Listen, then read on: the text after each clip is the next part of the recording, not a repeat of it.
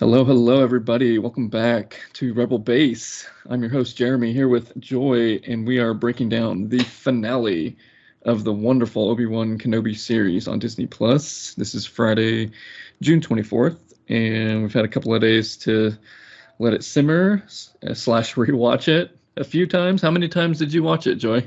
I think I've watched it six. Six. No big deal, just six times. No big deal. I mean, every night when I get home, I need to see it again. Uh-huh. So we're gonna go through the whole episode. We're gonna kind of fly by a lot of the early stuff because we want to hit up the fight, the big rematch, the rematch of the century as Disney touted it. We want to hit on that quite a bit. So we're gonna go through in the rest of the episode leading up to that, and then we're just gonna park there for a bit, and then we'll talk about Reva in the finish. So let's just jump right in.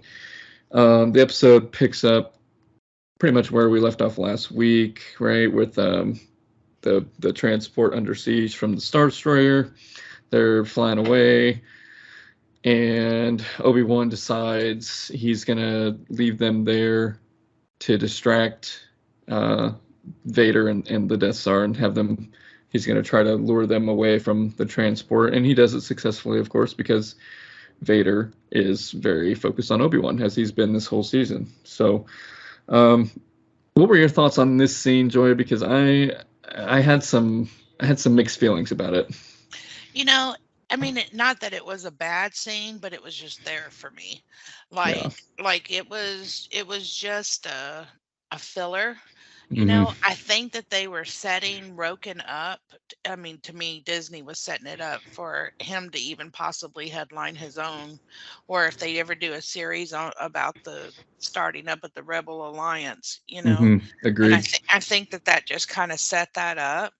Um, the little speech that Obi-Wan gave. I mean, it was all okay, but um, I was just all right. Like Yeah, it it it just did. felt all right. Yeah. It felt like they were just kind of getting through their, like you said, they're just kind of saying, okay, here's how we're going to wrap this up, and then we're going to get to the final act, Yeah. which, it served its purpose. It's fine. But, when you do stuff like that, it kind of ruins the moment a little bit, especially for me, because, I actually had Last Jedi uh, flashbacks here with the ship being chased for so long. That whole movie is one slug race in space, basically. The Last Jedi is, which is it's so dumb. But like this scene even reminded me of that, where it's like, okay, this transport's just gonna keep swinging back and forth and left and right for how long? And the Star Destroyer is just gonna keep shooting far away, and Vader says increase firepower, and it still doesn't even hit it at all. They don't send any TIE fighters. It just seemed kind of, they didn't really think through that scene very well. Kind of disappointing, but like you said, this was just kind of a setup scene to just get the characters where they needed to be. So And I did think, like, whenever you're watching, the ship kind of evade it and kind of dodge back and forth, that the Millennium Falcon did that. I mean, it's hard to compare that ship to the well, Falcon, right. but I don't know. It was just weird the way that it was dodging, and Yeah. I did have the thought, like, well, they must have ran out of budget for that part. Yeah, a little Because, bit. and but I'm not complaining. I looked at it as a filler. It was a filler, nothing more, and that's fine. And they cut to the scenes on the ship. Leia and Obi-Wan have their sweet moment. I love those moments that they had. And even when we first see Leia and she's all upset that he's leaving, like all of that was really sweet, very tender stuff. I very much liked it. But at the same time, in the back of my mind, I'm like, they're about to die, but okay, we'll just keep having our talks and whatever, and it's fine. It's not a thing. So Now, Lizard Dude, he looked scared the whole time that was in it, and I know you'll know who I'm talking about whenever yes. you see it. But And he kind of reminds me, if you've ever seen, and this will show my age, is the last Starfighter, and Oh yeah. the lizard. That he kind of reminded me of him, but he was scared on the planet. He was scared in that ship. I'm like, Yeah. bless his heart. Y'all need to get him where he needs to go because he ain't doing good. That's pretty funny. Yeah, that guy was pretty funny. I liked Haja Kamal's character that was on there. We saw him one more time, and he actually had a good, final moment where I guess it wasn't the final moment, but he's talking to Obi-Wan, and Obi-Wan puts his trust in him, even though he was conning people in the beginning of the series. So it's cool to see that little bit of his character kind of evolve in such a short time. So I like that. I thought about Obi-Wan in general. Like if you think about him in episode 4, yeah, he's older, but like he comes across somebody like Han and Chewie, and maybe he kind of was talking to Chewie, like maybe he knew who he was, and I guess he may have because he's worked with him during the Clone Wars, because at least I mean Yoda knew him, so maybe Obi-Wan knew him. All that to be said, with all that out of the way, I mean, it's just interesting that Obi-Wan was trusting of somebody like Han, and I wonder if the intention for Haja was to say, look, Obi-Wan is putting his trust in people that he, might not normally seem to be willing to do so, but he came around on the guy. It was kind of nice, and obviously Han Solo became a great character too. So I kind of made a little connection there. But I don't know if that was intentional. I would say it's probably not, but that's kind of where my mind went on that. I think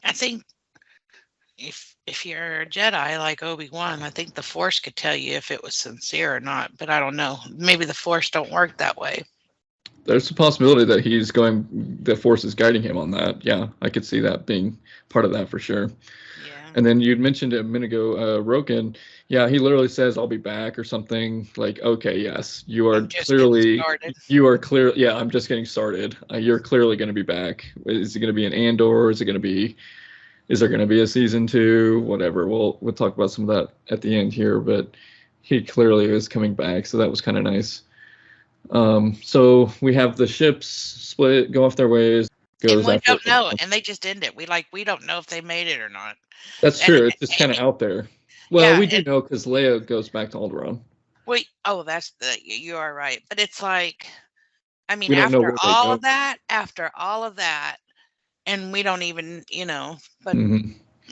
like you said, it's probably setting us up for more. Yeah, they didn't want to waste. I mean, it's not like they're under a time crunch. Just show us, but they just said, no, whatever. We'll just move on, Yeah. which is fine. But I mean, I would like to see where they were going. They mentioned the name of the planet, um, Tessa or Tessa, Tessie, yeah. Tessie or something like that. So I wouldn't mind at least seeing a shot of them flying there. Is that going to be a planet we see later on? Is that going to be another Jedi, pathway type thing? Who knows? Slash rebellion thing. So that was cool. It was fine. The scene worked for me enough. It didn't ruin it too much. Because obviously the meat of the episode was when Vader follows Obi-Wan onto that planet. In meantime, we had Reva going to Tatooine. She finds out where, she's asking about the farmer, and she tracks him down. I think she was talking to the guy that was in the beginning of the series, the guy that was mean in that line. Do you remember that? He like Yeah. cut in front of somebody. I think he was the guy that was at the factory from Oh the yeah, first yeah. episode. Well, I wrote a note and I was like, the tattletale. And then he went and he found Owen and said he had to tell him something. So it Oh didn't quite yeah. make sense because you didn't know. I mean, she was looking at that guy saying, I'm Mhm. looking for a farmer named Owen. But did the other guy that, was mean, that she pushed out of the way, is he the one that told him, now that you say that? Because I was like, how are you going to tell where Owen is and then go and run and tell him I told? He could have been the one that told the other guy where to find him. Like he might have known that there's possibility of that for sure. I could see Yeah. that. I just thought that was very loosely like. it just didn't make sense that she looks at you and says, "I'm looking for a farmer named Owen." Hmm. We don't see what he says, but then you turn around and he's like, "Owen, I need to tell you something." Yeah, and he You knows know? exactly where to find him. Yeah, that's again, it's another scene that's just like, hey, we need this character here. Let's just get her there. Yeah, it Let's was just like, hurry up and rush through it. It's whatever. Yeah. yeah, but So you know, when I don't know if I the Owen and Baru. yes. So they find out. So the guy, oh my goodness, he tells him what's up. We see young Luke and Owen in that shop, which it reminded me of Anakin a little bit, right? When he's in Watto's shop, Yeah. and Luke kind of seems like he is familiar with mechanical stuff. I mean, he's at one scene at the end, he's kind of fixing up something, and he knows what he's looking for in the shop. So it was kind of cool to see a little bit of that connection with Anakin and Luke. But yeah, then Owen is alerted to Riva, and so he goes back to the farm, and he and Baru all of a sudden turn their place into a garrison. Well, here's the thing, and I wrote this. I was like, Baru is they're keeping along with the strong storyline of strong women. Star Wars has always been good at that. Hmm. I mean, Yeah. Princess Leia is the princess for women. But, I kind of was like, Owen is kind of a wimp. I mean, he looked at her like, "Oh my God, you hid guns." I mean, I mean, I don't know. I Hmm. just It's a Disney thing for sure because the whole central character was female, which I have no problem with for the record as a guy talking to you, a girl, like a woman. Like I don't care. Like just give me good characters. yeah. But Disney is definitely like, well, here's Rey, and we're gonna give you Holdo in episode 8, and we're gonna give you, all these. There was a lot of female characters in 9, which is fine, and I don't, I have no problem with it whatsoever. And then Riva, of course, and even Baru. It's clear that that's a goal of Disney's. I don't think it's a bad goal, but it's there. So But you don't have to make the men weaker to have a yeah, strong woman. right. Because I mean, if you think about it, when you're looking at them in the original Star Wars, Owen's really kind of gruff. And Mm-hmm. Beru says, you can't keep him here forever, Owen. Mm-hmm. He want, all his friends have already left. I mean, she's just talking to him, but he's kind of like the gruff, what I say is goes kind of thing. And then you've got this scene where it's almost like, she's like, where are you, where do you want me to run to? I'm not going to put anybody else in danger. it Right. was it was just kind of like, well, I mean, I guess, when you're younger, you feel more invincible than when you're older, like they were. That's true. I think so. Because in episode 4, they definitely seem, as they're older and they definitely have, been through enough that they kind of seem a little resigned, a little more resigned at that point than they are here. So I could definitely see that, especially, I mean, after what they go through when Riva finds them, like that can kind of wear on you, I'm sure. So, I mean, if you think about this, they're going to be living very tensely for the next 9 years, 10 years after this because they're always going to have to be on their guard. So, And one of the things that I got, that this was one of the things that bothered me, is I don't know if it messed up the story, but when this all was first happening, he looked at Luke and he said, the Tusken Raiders are out raiding farms tonight. And so, that's what Luke thinks is going on. But Luke saw Riva. Luke saw the lightsaber. mm-hmm, Luke knew what was going on. And so, that this happened. 100% agreed. And that's kind of what I was going to get at with this because to me, like I rewatched it a couple of times, and Luke, it's not super. It's not like he's just sitting staring at Riva and watching the lightsaber in action, but he does see her chasing him. Like he knows what she's doing, and he does see the lightsaber when he's running back or when he's running and he looks back. So it's not like he's oblivious. And so he goes through, you're telling me that he goes through a traumatic event like this as a 10-year-old. And then when we see him in A New Hope, it's as if he doesn't know any of that. Like, He doesn't know what a Jedi is, he doesn't know or anything about the Jedi or, like the Sith or any of that. Like, that's ridiculous to me. And I really don't like that they chipped away at his innocent. Like, they make Luke seem a little kind of redundant now in A New Hope, just a little bit, not all the way, but that scene with him and Obi-Wan, like he's looking at a lightsaber in that scene, like he's never seen it, and he's just amazed by it, and whoa, this is so cool, and he doesn't know what that is at that point, and later he's taking his first steps into a larger world, and it's like he obviously has been in this larger world for a lot of years. You're gonna tell me that Owen and Beru lie to him about it for that long and that he doesn't know anything, he doesn't figure it out, he doesn't recall that later on when Obi-Wan is, like all of that. To me, it's a mess. They crossed over the continuity a little too far, and I kind of regret. I kind of wish they didn't do it that way. So I was a little disappointed with that. yeah, and then when you're going back to, and I wrote the Inquisitor. I hate to end with loose ends, but we left him on the ship. Mm-hmm.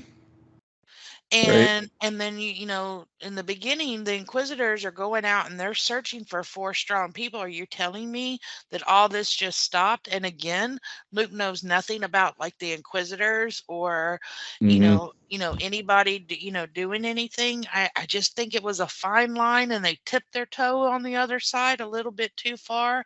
I'm willing to forgive it. Yeah, it's not like a deal breaker. I am a little peeved by it though, and I wish that they took a little more care. I will say some of the stuff with the Inquisitors gets handled in Rebels a little bit, but as far as the Luke story, like you're right. To me, it doesn't make any sense that Owen and Beru would stay on Tatooine. Like Riva tracked them down there. It's only a matter of time till the Inquisitors do, and you're gonna tell me they didn't get out there in 9 years? Give me a break. Oh, but they've already been there. Oh yeah, and I get that, but it's like, okay, if they've already been there once and they find out that's where Riva went, why wouldn't they think to go back there?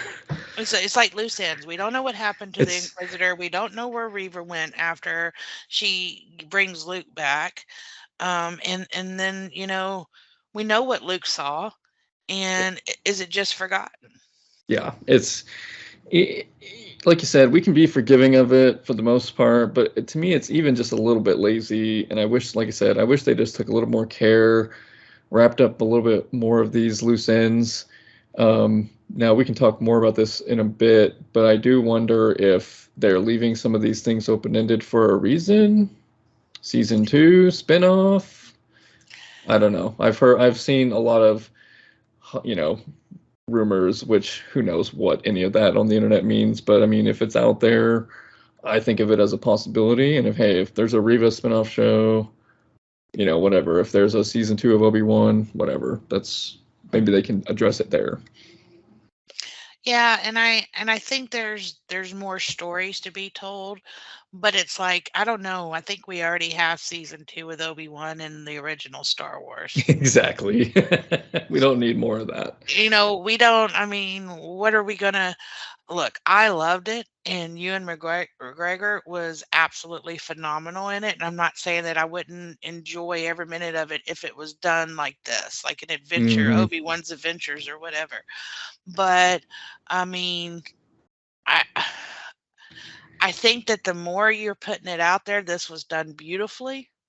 And I think that if you, again, cross that line a little too much, you may run into some things that'll really mess up the whole. A little bit, and and like you said, it's not egregious, but when I watch A New Hope now, I'm worried that I'm just gonna think, oh, you shouldn't, I feel like some of those scenes will be a little redundant, but I'll probably be able to look past that. What I'm curious about with Obi-Wan, at the end of the episode, he goes up to Owen and he says, hey, he's in your care now, basically. Like he's saying you're protecting him as if he's going to leave, which we know that he, stays way far away from Luke, because he only thinks of him as a hermit living out beyond the Dune Sea. We don't know what that really means, and maybe he can go a little bit further away than we might have imagined initially, because to me, I feel like he gave himself the freedom to not have to sit and watch him every minute of every day kind of thing. Well, my question is what's in the box? Well, did he leave it there or did he bring it? He left it there, and he patted it like, "See you later." Yeah.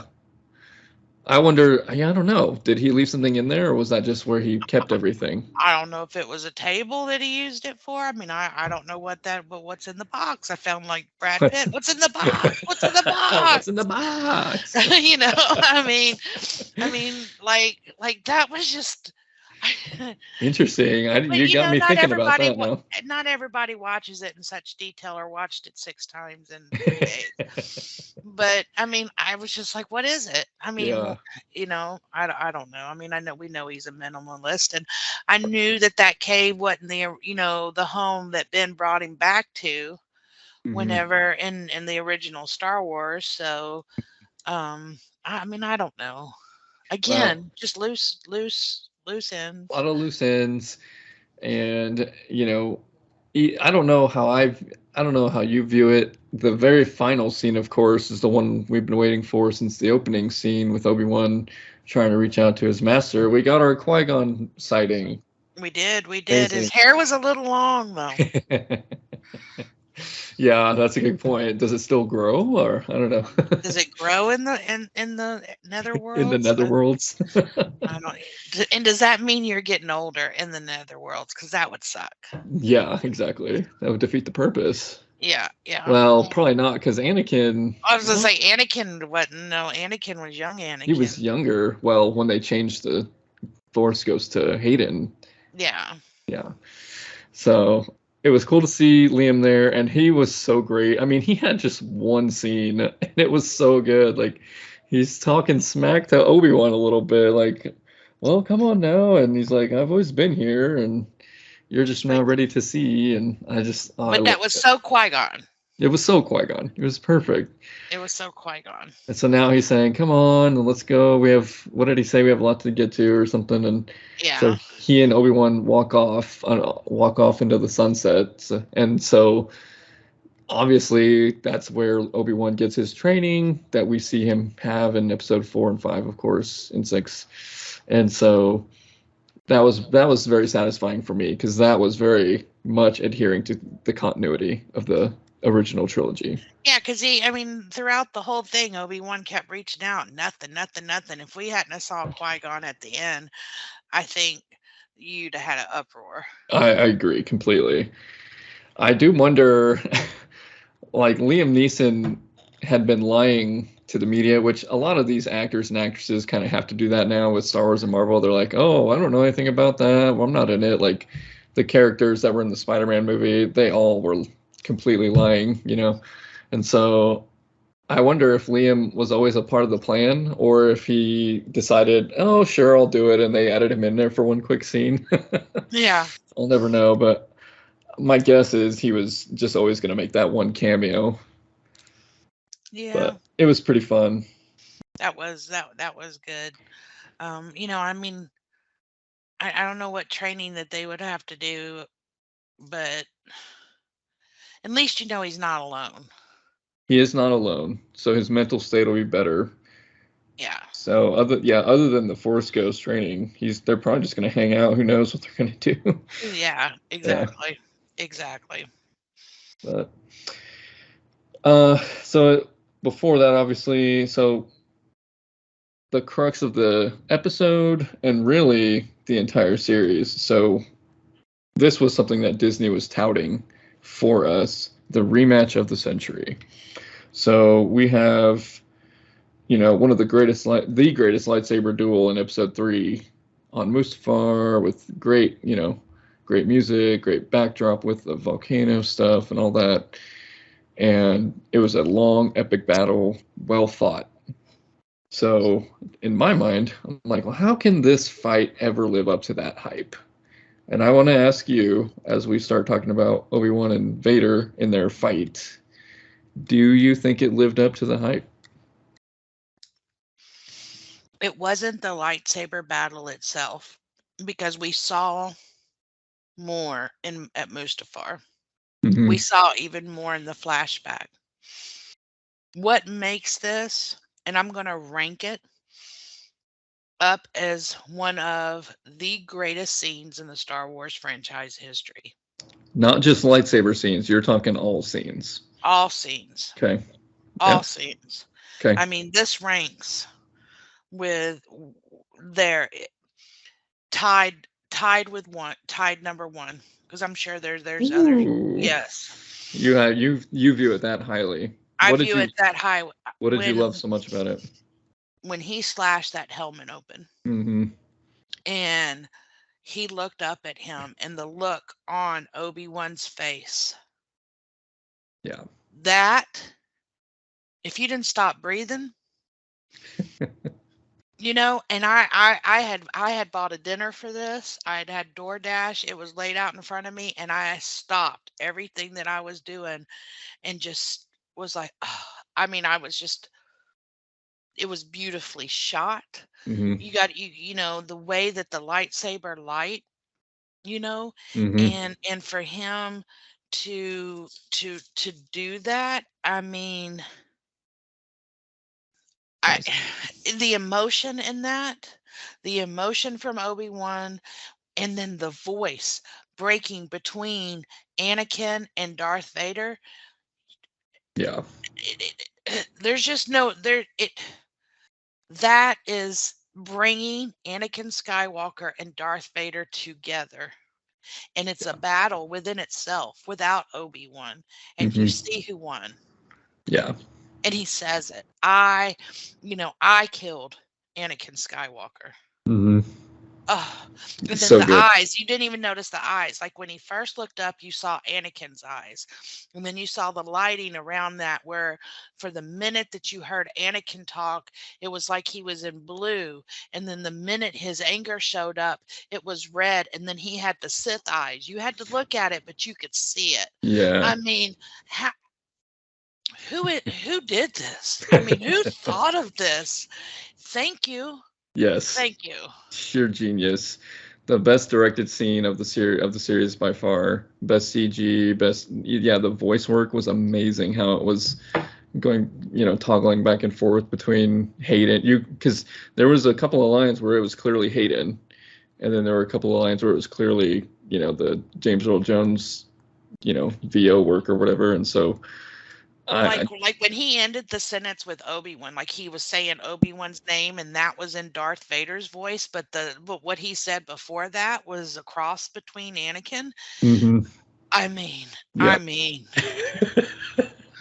that's one of the most seminal moments of the series and the entire franchise, like you said, because this is it. This is that moment, and we know that Vader has that great moment in Episode 6, and that implies that he's always had a little bit of that back and forth, struggle, that internal struggle, and we see it a couple of times when the Emperor's talking to him, but it's nothing like what we see here. This is the ultimate conflict within himself. absolutely. When Luke's saying to him, 6, I feel the conflict within you, we are seeing it in this scene. We're seeing that conflict. And if you want to break it down from beginning to end, and they walk up and they look at each other, Oh yeah. So the first part is Vader comes and he said, and what does he say? Well, the first line Vader says, have you come to kill me or something? And then you come to destroy me. Come to destroy me. And then Obi-Wan right away is like, I will do what I must. And he brings back his line. I love that so much. And then he gets into his stance that he has against Grievous. And he has that stance in the Clone Wars too. But I just love that. I call that the Clone War stance. Because later on, he honors older Obi-Wan when he holds it out in front of him. Right. He does kind of change, right? He changes form, and then, we can kind of go back and forth here, but like later in the fight, I feel like part of the reason he was successful is because he did change his form and he became far more aggressive.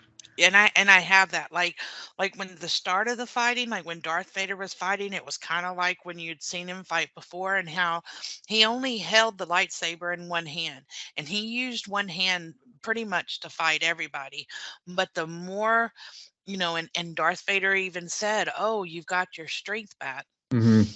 But the more that they fought, you see Darth grab it with two. And I actually even saw him like open his hand, like when a baseball player is gripping his bat and he kind of opens his hand to get that grip, Yeah. and he did that. You Uh-huh. have to watch, and he did that. And I was like, oh, so this is going to be a fight, That's a good catch. Yeah. I love You it. know, and it's Yeah. like Obi-Wan centers himself with the Force, and so he has, like, a lot more strength, and he's coming at him, Hmm. and when Darth switches to 2 hands, I mean, he knows that that fight ain't gonna be easy.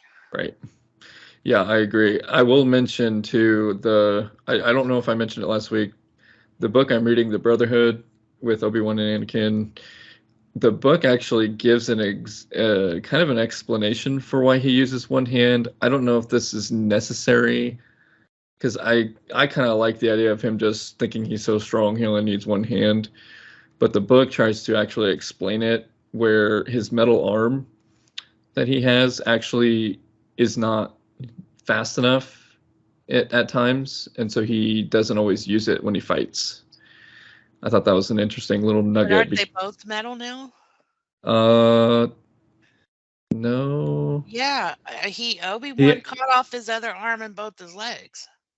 he cut off his legs. No, he cut off his other arm too. He already had the metal arm from Dooku.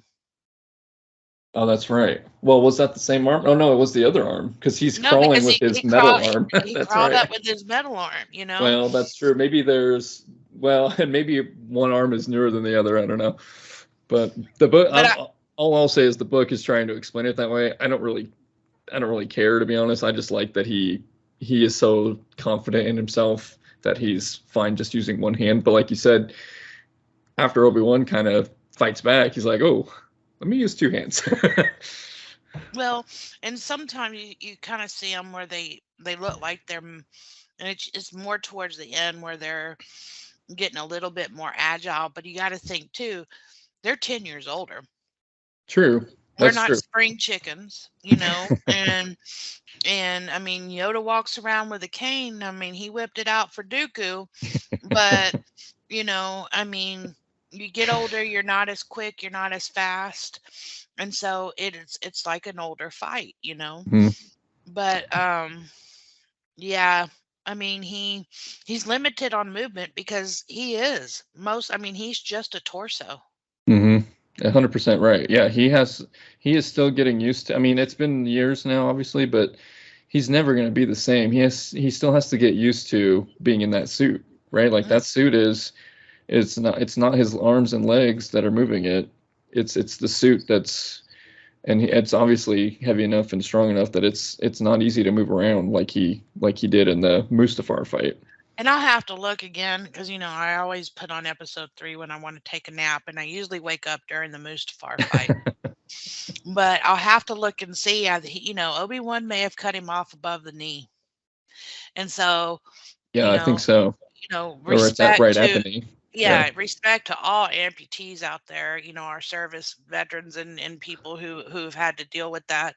I mean, Hmm. learning how to walk all over again, Hmm. and Anakin wasn't that much taller than Obi-Wan, but as Darth Vader, he towers. Hmm. Yeah, And because so, that suit lifts him up a little bit for yeah. sure. Yeah. So I mean, there's a lot going on, but I love, I mean, he's swinging the lightsaber, but when he did that one with his hand, like he did with Reba, and he moved Obi-Wan's saber down. I mean, he's still Darth has sat there for 10 years and had some training. Yes. Oh yeah. And that's part of the change in the battle. The tone for me was when he started using the Force a lot more. Um, I will say real quick, I do think the what you're saying about the suit is a nice little kind of a nod slash setting an expectation for their fight again in A New Hope, because I know a lot of people look at episode 3 and they're like, how do they go from that fight and then now it's old Obi-Wan and Vader and he's moving so slow and it's nothing. It's like, how do you explain that? But I think this fight kind of does explain that now. Like, hey, Vader is limited and older, and it's not as easy for him to maneuver, and obviously Obi-Wan just gets pretty old. So I think that makes their lightsaber fight in A New Hope make more sense. I'm going to tell you that if we went out on Sunday afternoon and played tackle football, come Monday morning, we ain't getting out of bed. You know, Right?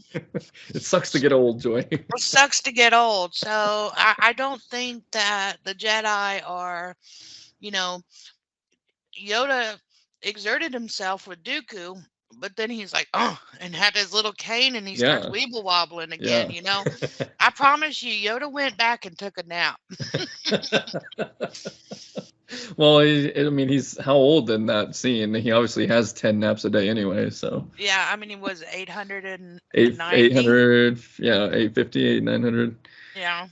Um, but yeah, like you were saying, the fight kind of shifts tone when he starts chucking rocks at Obi-Wan and they start using force stuff, and then even when they start swinging the sabers again, they're like in the little they're like maneuvering between the rocks, the little stalactite things or whatever you want to call them, and their sabers are smashing those rocks, kind of like how they looked in episode 3 when they're in that little tunnel in the facility and their lightsabers are slashing through the metal.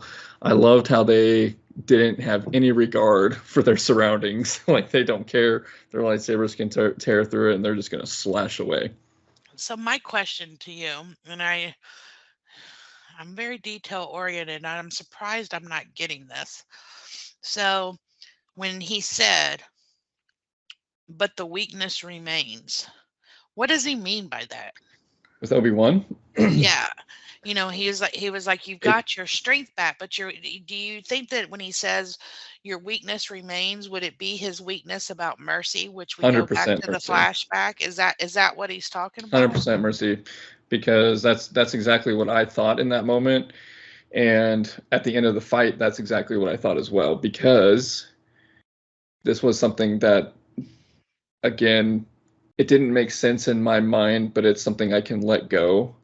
But to me, Obi-Wan knows that Anakin was his greatest failure, and he has a chance to fix things by actually killing him this time, but he doesn't.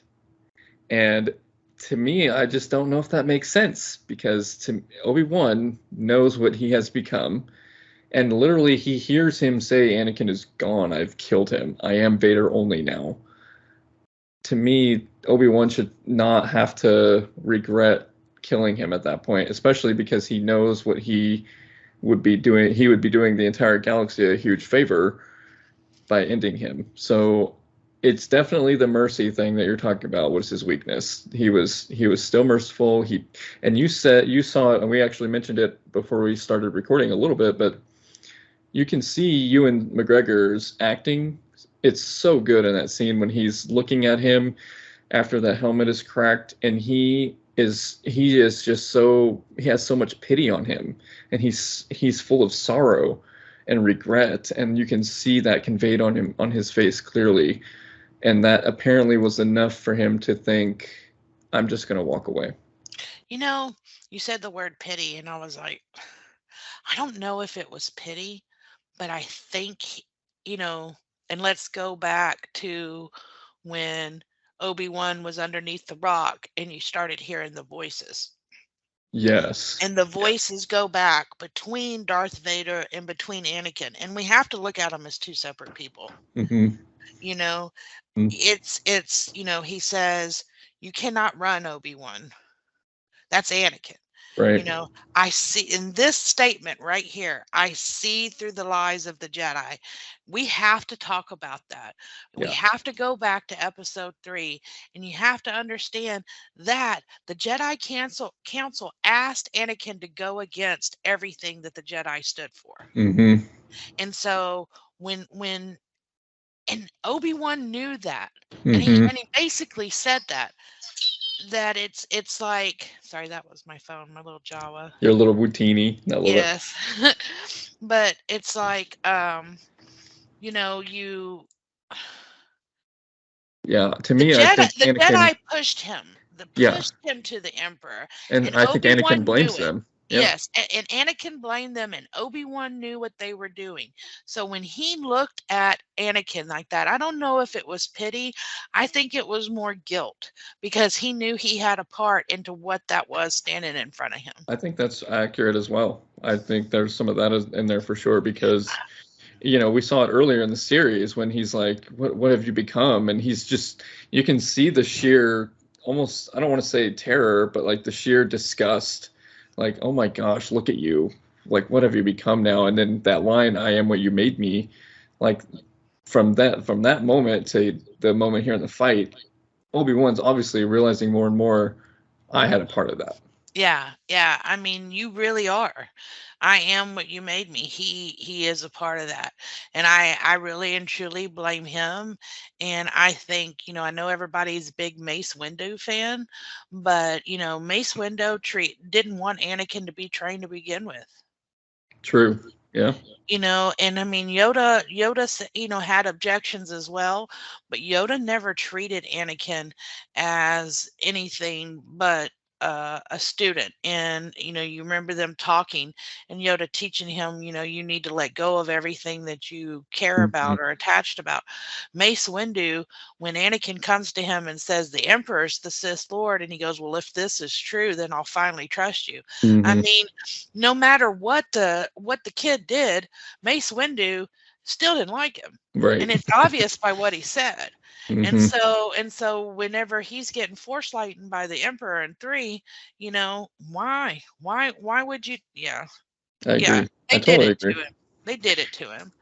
So here's a question I'll have for you then, because what you just said is perfect setup for my other complaint about this scene. I really wanted Obi-Wan to try to talk him into coming back. When he says to Luke, Obi-Wan once thought as you do on that bridge, like Obi-Wan knew there was still good in him. Padme tells him that at the end of episode 3. Why doesn't he still see that and try? If he feels so bad about it and he knows that he had a part in it, does he not think he can at least try? And I don't think that he really did. I mean, the him saying I'm sorry for all of it. Hmm. Oh, That's as close as we get, I think. Yeah. oh God. And I Hmm. mean the tears in his eyes. And I think I don't think it would have went over well. I know for a fact this would have sent Darth Vader over the edge, but never once is Padme mentioned, and not that little tidbit True. either. Yeah, that's true. Like Hmm. he could have looked at him and said, Padme, no matter, Padme said, "There's still good in you." She knew it, and like you said, you could have went there, but I think that if he'd have said anything more than that, I wanted to see that then. That's what I'm saying. I wish I could have seen him lose it and show that he is that far gone, because if that's how he feels in the moment, so be it. But obviously, that good is not completely gone. It can't be gone completely, or else episode 6 makes no sense. And to me, when Vader tells Luke that, when he says Obi-Wan once thought as you do, he says that with a sort of sigh and kind of like looking but back on things, you're I think right. it comes from that. I think it comes from that apology because right then Anakin knew that Obi-Wan knew what he did was wrong. And when Anakin turns around and says, "I am not your failure, Obi-Wan," Hmm. that was Anakin saying, I think it was almost like he buried Darth Vader for a second and he was Anakin. And then in the flip, just in the blink of an eye, he turned around and said, you did not kill Anakin Skywalker. I did. And then he was back Darth Vader. You Yeah. saw that glimpse of Anakin there for a second. Obi-Wan, I'm sorry. I'm sorry for all of it. He basically absolved Obi-Wan. And I Mhm. think that that was his love because of the brotherhood that was there. And, it, letting him say, you didn't kill me. Yeah. Yeah. He And I don't think, like don't blame yourself for this. Like yeah, I yeah, let it consume, and I to some degree you're right because he in episode 6 he is acknowledging that because he's saying it's too late for me because he knew like this is who I am now and he's not free. The emperor's not going to let him just do whatever, you know what I mean? So I think he understood and like you said in that moment he's kind of saying, look, this is a new time now. I'm a different person. I'm not that person you knew anymore. Free your, almost like he's saying, free yourself of that guilt. of that Almost. go. Yeah. And because it's never mentioned, but you have to know. I mean, if you know this story at all, it does center around Padme a lot. Oh yeah. And he had to get married in secret. He loved in secret. He couldn't, the pregnancy was in secret. The Jedi turned against him, and he kept having those dreams that she was going to die in childbirth. And the emperor says, you're going to be the greatest Jedi ever and all this power, and I can teach you even how to save those you love that die. And so, um, everything was done because he loved Padme. Yeah. He's the And ultimate tragic figure. I mean, this is one of the greatest characters ever in anything, in my opinion, because he is such a tragic figure because he was doing it all for good reasons, and then good. he gets betrayed in his mind. He gets betrayed by his own, the Jedi, and he gets twisted by the Emperor, and he's left feeling anger and bitterness towards his master and all of those pay off in this scene when he is telling him, I killed him. Yeah. And he's saying, like I said, he's basically saying, it's What not does he you. have to live for? Right. What does he have to live for? He lost his wife. He lost his children, and I mean, we know the truth, but In his mind. in Right. his mind, he lost the Jedi, his brotherhood. Hmm. They turned on him. He lost his mother in episode 2. He has lost everything that he ever loved or cared about, and the only person that has ever given him any kind of love or respect besides Padme has been the Emperor. Right. Exactly. Which is why he's loyal to him now. Why he's loyal to him. And then, when you see him at the end, and I'm glad we got to see the Emperor too. I think we mentioned Ian that last week. McDermott. Yeah, he You know, came back. I mean, we're like, we need him to show up somewhere. Hmm. This is one of the things that I question though, when he said, you seem agitated, my friend, and maybe this is your weakness because you can't let go of your past. Why would the Emperor not want Obi-Wan dead? Because if the Emperor was smart, the only person left in the galaxy that could possibly turn Anakin against him would be Obi-Wan. Yeah. Hmm. Well, I think that's the one reason to stay away from him too, because that is the one person who could turn him and keep him and get him away from the Emperor. That's a good question though, because you want to eliminate that threat, but that's why he's so leery putting him with him. And that's saying, I mean, that's consistent with the original trilogy because once he sends him to go get Luke, he's like, I wonder if your feelings on this matter are clear, Lord Vader. And he asks him that similar question that you said. He's kind of seeing, look, there's a risk here. He is aware of it, and he has to like be overly like kind of micromanaging. A little bit. Yeah. Now, when we're talking about the Force, and I turned the page and I saw this. So, what did you think in the fight when Obi-Wan lifted his arms up and all the rocks lifted up? Now, look, I've never seen that excessive use of the Force like that before. Now, you know, Well, Ray like, did it. well, Ray don't count. because Okay. I was fixing to reference like and Leia floated dead in the space. That's not how Yeah. the Force works. Right. But it was just very excessive. Like you never saw that in a fight. And I'm going to say this up front. I accept it. I accept, this vision of Obi-Wan doing this. Don't get me wrong. I'm not saying that's not how the Force works, but I kind of was like, I went, "Oh, okay." But Uh-huh. I was kind of taken aback a little bit and like, "Huh, that's a lot." And to have those rocks hit Vader, like he wasn't like pushing them away. They were like hitting him. And I'm like, those are some pretty big rocks. And you're telling me that he wasn't hurt more than that? I mean, at the very end, he finally like pushes, like gets an adrenaline rush or something and comes out of it or whatever, but I don't know. I loved it, and I get what you're saying, especially from a Jedi, because that's usually not the route that Jedi are supposed to take, so to speak. Usually they're more defensive, cautious, whatever you want to say. But first of all, he knows what it takes to fight Anakin because he's already done it. And look at how epic that fight was. And now he's even more powerful with the Force than he was then in Episode 3. And he already has seen what Vader can do with the Force. And I will say the other thing is, that line when he's in the transport before he takes off to distract the Star Destroyer, he says, "Whether he dies or I do, this ends today."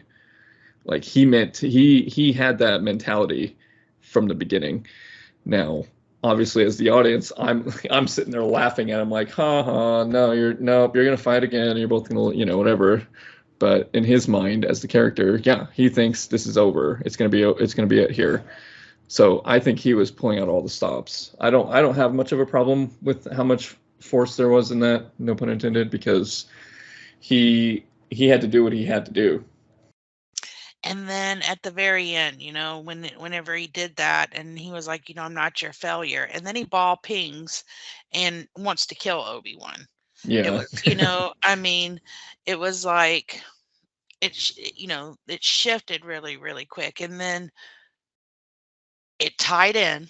It tied in everything Obi-Wan told Luke about how Darth Vader killed his father. Yeah. That scene right there explains that whole statement. Completely agree. I love it. I love how much honor they gave to that. And the point of view thing that we hear Obi-Wan say in episode 6 when he's talking to Luke, then he's like, "Look, what I told you was true from a certain point of view." I mean, that line has been said a million times in a lot of funny ways, but in this case it's literally true because Goodbye, he Darth. he literally witnessed Vader killing Anakin, the guy that he knew, and he What became what just little bit of Anakin was left died in that fight for the time being, or was suppressed in that moment. Yeah, in yeah. that moment. Like we don't see Anakin again, in my opinion, until he lays eyes on Luke. And Hmm. to me, we don't see his face, but when he says, "Luke, I'm your father," I think that that's the beginning of Anakin Skywalker again. Or you kind of see him catch when you're talking about when the Emperor is even talking about Luke Skywalker. We Hmm. can't see Anakin's face behind that mask, but you gotta think that there's Anakin is bubbling up, bubbling Hmm. up, bubbling up, and then Yep, I agree. that's how that went. And then the way, when Obi-Wan walked away and he went down and he yelled Obi-Wan. Yeah. Oh, and I know a lot of people make fun of when he goes, "No." This was a perfect mixture of Anakin Darth Vader when he yelled that. I agree. I will say, I don't know if I don't remember. Have you watched Rebels? No. So in Rebels, there's a moment with Darth Maul, because he's alive, right? So Darth Maul has a scene that's very similar to that, where he's like, "Obi-Wan." It's Uh, it's a nod to that, but it's also, like you said, just a perfect blend of Obi and Vader, or Annie and Vader, kind yeah. of getting closing off that part of him, and getting angry about it. And it's just so funny, this show has just re-emphasized their rivalry, because throughout the original trilogy, it's not a main storyline necessarily, but Vader mentions Obi-Wan a lot. And a Mhm. lot of this Star Wars saga stems from their relationship. Like to me, this Mhm. is a new major cornerstone of the entire Star Wars saga. I kind of joked about it last week with wondering if they were going to be a forced dyad because this is just how strong the two of them are connected. And from a narrative perspective, it's brilliant how these lines that they say in this fight and all this stuff, how it all kind of weaves into the pre-established canon. I can't say enough good things about that part of it, the continuity. It was just really good. I mean, I I love Game of Thrones. Watch, Mhm. Walking Dead, huge fan. There's, Sons of Anarchy, I mean, beginning to end. I will tell you, in every single one of them, there's been a season or like a group of episodes where you're like, come on, move the story along. Right. Where it just kind of gets monotonous or something. 6 episodes, every single one of them absolutely fantastic. The writing, absolutely. The cinematography, the score, the whole thing. I think this has been one of and I'm not just saying it because it's Star Wars, but this has been one of the best series ever made. I love it so Ever. much. I agree because I just love the Obi-Wan and Anakin dynamic, and it really just pays off so much story and history between these two characters, and yet it still adds new stuff and enriches it. It's just I can't think of anything else that's like it. It's so good. The I word will say, brilliant comes to my mind. Like this was just yeah, brilliantly done all the way around.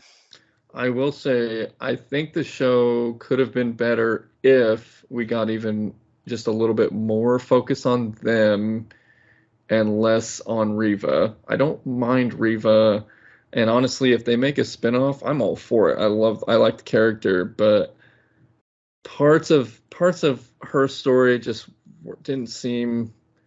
I didn't really care, you know what I mean? And I wonder if actually they should have had like a Riva show first, but I get why they wouldn't do that. They want to introduce a new character in the backdrop of an established, the established characters. So I get that, but I kind of want a spinoff for her. I want to see more. I want to see what happens to her next. I also want to see more of her background. But in this context, I just wish it was a little less important And because see, it and I'm really the wasn't. exact opposite. I think that you can't do a spinoff on her. She gave it up. She let down her lightsaber. She's done.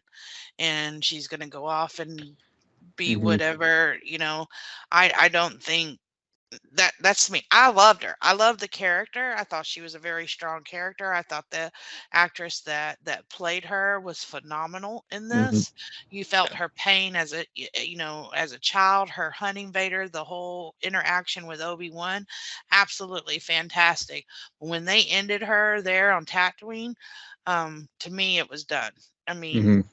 they didn't give her a proper send off. And maybe they didn't do that because they plan on doing something. I don't know what you would do with her. She's not an inquisitor unless you're going to do a series about her running from being hunted herself. Well, that's there's a lot. I think there's a lot you could do with her because she now is aware of the pathway, and this is a character that would be very intriguing to watch, knowing that she has been on the Empire's side, for so long. Will the rebels trust her? How much does she need to prove? And then I still want to see more of her background too, so I could see them giving us a little bit more info there. And that's another excuse to connect to Anakin as well. But to me, I don't think her story's done. And I will tell you this too. And I don't really like looking at these. I do it just because it's Star Wars. Anything Star Wars, I'm going to consume. So I've seen stories that suggested that the ending of this show changed because she was supposed to die. The original the rumors are that the original story for her was that she was going to die by Obi-Wan on Tatooine. Makes total sense to me. And if that happened, honestly, I'd feel fine too. I'd be like, okay, that's fine. We got a little glimpse of this character, and I wish that we focused a little bit less, but we got a good ending for her. That's it. But now, if it's true that they changed the ending, it's clear that they're like, okay, well, we want to use her more, whether it's because the actress was that good or because, whatever the reason is. I think they left it open ended because they want to explore that more. So Yeah, we'll and I see. mean, We'll I, see. I think that if it's written anywhere near as good as this, that it could be good. I just don't care, Hmm. to be honest with you. Do you want a season 2 of Obi-Wan? Halfway through this, I was like, oh, I can't get enough. I don't want this to end. But we just didn't know that this last episode was coming. Hmm. Hmm. And honestly, I think we could have seen a lot more story. Like we could have had a 12 episode season of this, and I'd have been okay with that too, and had some more in the middle, and we could have explored, maybe some more stories or whatever, and Hmm. then had this ending, and that would be okay. But and it pains me to say this, but I think they need to do a Darth Vader series. Why would that pain you to say that? I absolutely want And but that. yeah, but I mean, they need to do a Darth Vader series, and we need to leave Obi-Wan ending like this because we already know Obi-Wan's had, like I said, he's had his second season. It's called Star Wars: A New Hope. There's still 9 years though, and it's interesting because He can't get out. He still has to stay hidden. He has to well, stay a secret, and he says that to Leia. that's true. I will say too, the Rebels show, which is after this show in the timeline, has Obi-Wan in there and Tatooine and stuff like that. So I don't need another season because they kind of have more of that there, and that's fine. I'm good with that. I love Rebels. It's a great show, so I could just rewatch that. Yeah. So I don't need more Obi-Wan, but I know Ewan and Anakin have both. I think they've gone on record. Again, I don't know what to trust with the internet sources sometimes, but they've both said that they would be down for another season. I don't know if that would ruin things. Like you said, I really love the way they left it. The way that scene ended their relationship. I don't want that messed up. I don't want them to. So powerful. Mhm. It was So so I would be powerful. worried that they would, what Too you much. can't bring them both back and then not have you can't bring both actors back and then not have them meet again. So Exactly. Exactly. I mean, are we going to do, the stupid, you know, Kylo Ren and Daisy Ray over there. yeah, exactly. I mean, I, Yeah. I, I, if they do that, you have ruined it again for me.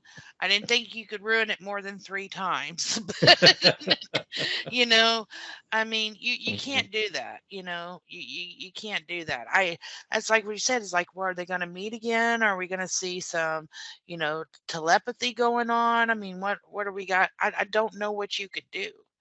I don't know what you could do. Yeah, I don't want them to mess it up too much. I really. Or I mean, you could see, maybe Obi-Wan drops in and takes a long weekend with Yoda. They go out partying. We don't know. Well, and that's the other thing is I wouldn't mind seeing these characters again in different stories. I think I saw something that said Hayden Christensen is possibly going to show up in the Ahsoka show. Yeah, I saw that. It would be really cool because she was his Padawan. And I don't, did you watch the Clone Wars, the last season? I There watched was the episodes that mattered to me. the one, well, then you watched the last ones where, Vader is in the snow and Ahsoka, like they both kind of know where each other is after they were together for so long, and that was just such a great moment. So I'd be curious to see them reunite in some way and have a conversation. That'd be insane to me. That'd be so awesome. Well, So, and let's jump over to the Book of Boba Fett. mm, yeah. And she looks at Luke, and my eyes burned, and whenever she mentioned his father like that. Oh yeah. considering that Luke never knew that. And Hmm. so, that is, I think that he is an integral part, at least to her first Hmm. season. I totally agree. Like I don't want to watch Ahsoka without at least something from him. Even if it's just one scene, I want to see it. And I wonder though, I mean, we know what Obi-Wan did to and what the Jedi did to Anakin, but what is his feelings to Ahsoka though? It's a good question.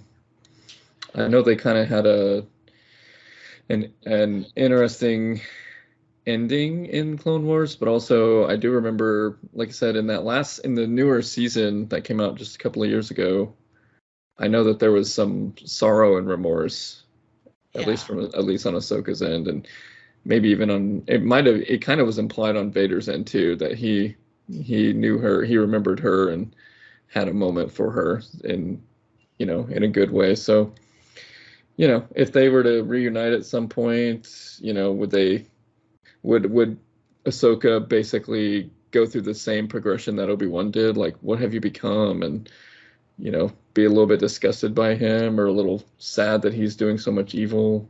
I could see that happening. I I want to think that maybe Vader could tolerate her. Like not know that she's not going to go to the dark side, but Mm-hmm. agree to disagree. Yeah, whereas with Obi-Wan, it's sheer revenge on his Yeah. mind with that. Yeah, there's definitely a different tone there. So Yeah, that's a lot. There's a lot to explore there. I hope they do it. and I think that that's an open book. I think whatever they do with Ahsoka and whatever they do with Andor, I mean, all of that's going to lead into Rogue One and A New Hope. Hmm. So, but these are characters that we don't know, Yeah. and don't know a lot about. And I think that you have a lot more leeway and you don't have to walk that fine line as much. Hmm. I Because we don't know what happened in between these next 10 years to A New Hope and who he's talked to or who he's fought. I mean, it's all you have an open book to be able to write these stories. agreed. You know, I will say though, at the very end of this, um, I was, I thought it was kind of stupid how, you know, she, how little Leia lit up whenever she saw Obi-Wan in the door, and then when that little Lola showed up, she ran right past him. Yeah, I thought that was a little disrespectful. that was not cool. I mean, she is a kid, but that's silly. I didn't like Yeah, that at all. It was kind of a troll move, but yeah, whatever. And then I do like their conversation they had because they're trying to walk that fine line of honoring the continuity, even though we kind of have to look the other way because to me, like I said, Leia just went through this whole adventure with him, and she's hugging him there at the end, and he says, "You can always reach out to me or whatever if you need me." But then he does say, like, "Keep it between us," kind of thing. Keep it a secret.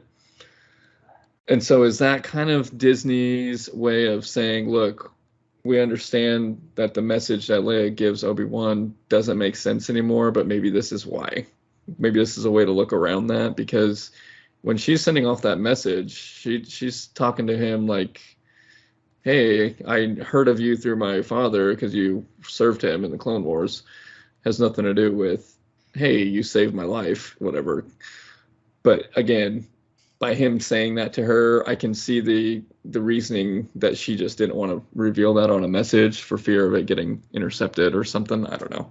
I, yeah, it's one of those things. It's not a big deal breaker. It's a tiny little chip in the armor, but it's nothing I'm gonna get too upset about.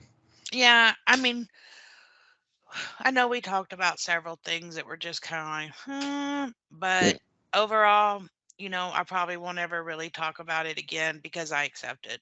I accept yeah, that. I You know, agree. The it same, and was it, I it was loved too good watching. not to accept. I agree. There was more good than bad by a long shot, so I'm happy with the show overall. I loved seeing Leia in her outfit at the end with the white and the bun and the holster that he gave her. because it's kind of her outfit in A New Hope as well. I love that connection. Like they had her do that with a lot of her, the original with Carrie Fisher's outfits in the original trilogy.